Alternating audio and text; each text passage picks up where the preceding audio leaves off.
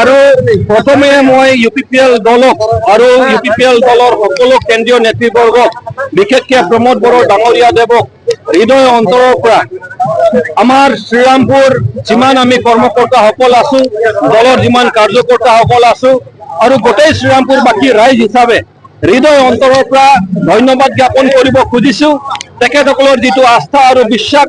তেখেতসকলে যে বিশ্বাস কৰিছে যে শ্ৰীৰামপুৰ সমষ্টিৰ পৰা আমি প্ৰথম ফেজতে প্ৰাৰ্থিত্ব প্ৰদান কৰিম আৰু শ্ৰীৰামপুৰ সমষ্টিটো বহুত ভাল হৈ আহিছে ইয়াত অলৰেডি UPPL দল জিকি আছে সেইখিনি কথা তেখেতসকলে 2-3 বাৰ অবজাৰ্ভাৰ পঠাই তেখেতসকলে নিজে সত্তা প্ৰদান কৰি সেইখিনি উলিয়াই লৈছে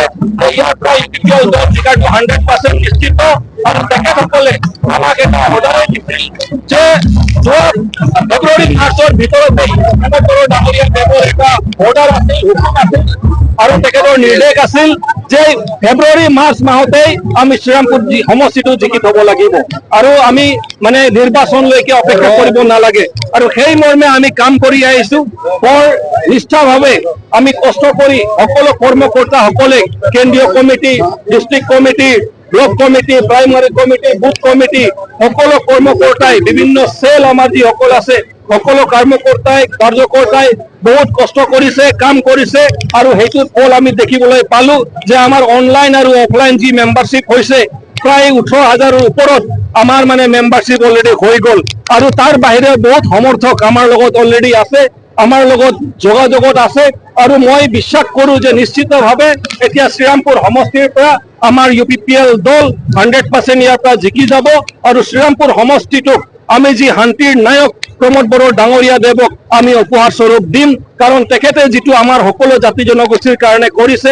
বিভিন্ন ধৰ্মাৱলম্বীক যিটো সন্মান জনাইছে সেইটো আমি কেতিয়াও পাহৰি যাব নোৱাৰো কোনো ৰাইজে পাহৰি যাব নোৱাৰে যিসকলে গঠনমূলক চিন্তাধাৰা কৰে যিসকলে ভৱিষ্যত প্ৰজন্মৰ ভাল হওক সেইটো চিন্তাধাৰা কৰে তেখেতসকলে UPPL দলৰ বাহিৰে বেলেগ দলৰ কথা চিন্তা কৰিব নোৱাৰে আৰু মই সেইকাৰণে দৃঢ় বিশ্বাস যে অকল শ্ৰীৰামপুৰ বুলি নহয় আমাৰ BTRৰ 40খন সমষ্টিতেই UPPL দলে বহুত সমষ্টিৰ পৰা বিপুল ভোটত জয়যুক্ত হৈ ইয়াত প্ৰমোদ বড়ো ডাঙৰীয়াৰ নেতৃত্বত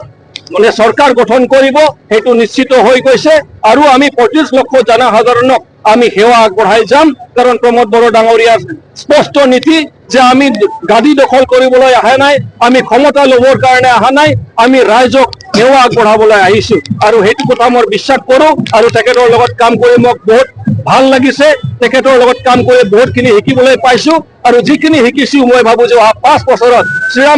শ্ৰীৰামপুৰবাসী ৰাইজৰ কাৰণে সেইটো এটা আশীৰ্বাদ স্বৰূপ হ'ব তো বহুত ধন্যবাদ আপোনালোকক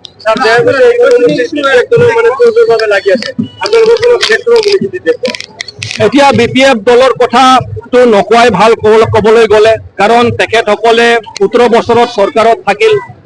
আৰু 2 বছৰ ইন্টাৰিম কাউন্সিল আছিল কিন্তু 3 বাৰ তেখেতসকলে 3টা টাৰ্ম ইয়াৰ পৰা চৰকাৰত মানে গঠন কৰিল তেখেতসকলে কিন্তু এই 3টা টাৰ্ম য'ত নিৰ্বাচন হ'ল 2005 2010 2015 চন আমি ক'ব লাগিব যে সেই ৰুলিং গভৰ্ণমেণ্টত থাকি তেখেতসকলে শ্ৰীৰামপুৰ সমষ্টিটো জিকিব নোৱাৰিলে হৃদয়টো অন্তৰটো তেখেতসকলে জিকিব নোৱাৰিলে ৰাইজৰ অন্তৰত ঘুমাব নোৱাৰিলে চৰকাৰত থাকি যদি ৰাইজৰ অন্তৰত ঘুমাব পৰা নাই এই সমষ্টিটো উদ্ধাৰ কৰিব পৰা নাই BPF দল হিচাপে ৰুলিং গভৰ্ণমেণ্ট হিচাপে তেখেতসকলে যদি ইয়াত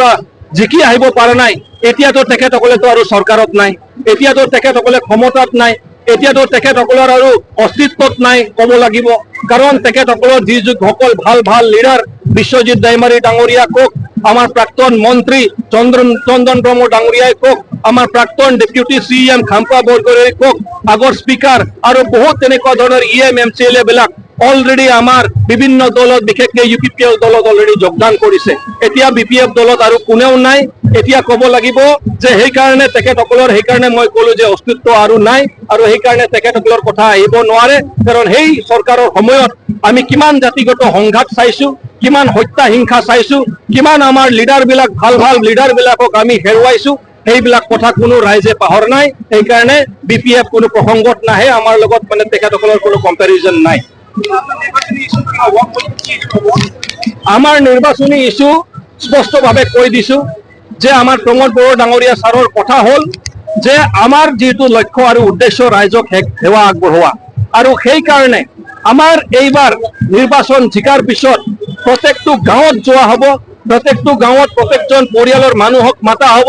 তেখেতসকলৰ উপস্থিতিত আমি তেখেতসকলৰ সমস্যাবিলাক খুঁটি-নুটিভাৱে আমি জানি ল'ম। চৰকাৰ আৰম্ভ হোৱাৰ লগে লগে জানাৰ পিছত সেইটোৰ ওপৰত বেছ কৰিহে আমি আমাৰ স্কিমবিলাক, আঁচনিবিলাক ধৰিম। ডেভেলপমেণ্ট কামবিলাক তেনেকুৱা আমি কৰি যাম আৰু তেখেতসকলৰ যিটো সমস্যা আছে সেইটো আমি সমাধান কৰিবলৈ আগবাঢ়িম। এতিয়া আমাৰ গ্ৰাছৰুটৰ পৰা, ৰাইজৰ পৰা আগত জানি ল'ম সমস্যা, তাৰ পিছতহে আমি কাম কৰিম। এনেকুৱা হ'ব নালাগে যে বটম টু তাৰমানে টপ টু বটম এপ্ৰ'চ, সেইটো হ'ব নালাগে, বটম টপ এপ্ৰ'চ হ'ব লাগে। তলৰ পৰা, গ্ৰাছৰুটৰ পৰা মানুহৰ সমস্যা জানিহে আমি পলিচি বনাব লাগিব। তেখেতসকলৰ সমস্যাবিলাক দূৰ কৰাৰ কাৰণেহে আমি কাম কৰিব লাগিব। আৰু সেইকাৰণে মই ব্যক্তিগতভাৱে তেনেকুৱা নকওঁ যে আমাৰ চৰকাৰৰ বা আমাৰ দলৰ অমুক ইছ্যুৰ ওপৰত কাম কৰিম, তমুক ইছ্যুৰ ওপৰত কাম কৰিম। আমাৰ এটা কথাই স্পষ্ট, ৰাইজৰ যিটো সমস্যা সেই সমস্যাৰ ইছ্যুৰ ওপৰত আমি কাম কৰিম।